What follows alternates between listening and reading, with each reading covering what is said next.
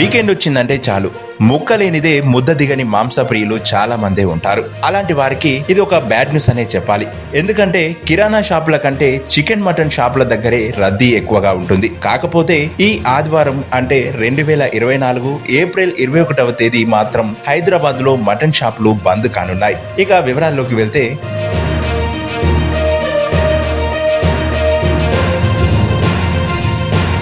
April 21న Mahavir జయంతి సందర్భంగా greater Hyderabad municipal corporation పరిధిలోని గొర్రెలు, మేకలు, పశువుల కబేలాలతో పాటు రిటైల్ మాంసపు దుకాణాలన్నీ బంద్ చేయాలని జీహెచ్ఎంసీ కమిషనర్ రొనాల్డ్ రోస్ ఉత్తర్వులు జారీ చేశారు.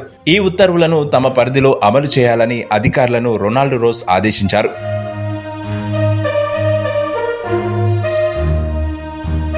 అయితే మహావీర్ జయంతి జైన మతంలో అత్యంత ముఖ్యమైన మతపరమైన పండుగలలో ఒకటి కావున ఈ మహావీరుని పండుగ దృష్ట్యా హైదరాబాద్లోని పశువుల కబేలాలతో పాటు అన్ని మాంసపు దుకాణాలను ఆదివారం మూసివేయాలని కమిషనర్ ఆదేశాలు జారీ చేశారు.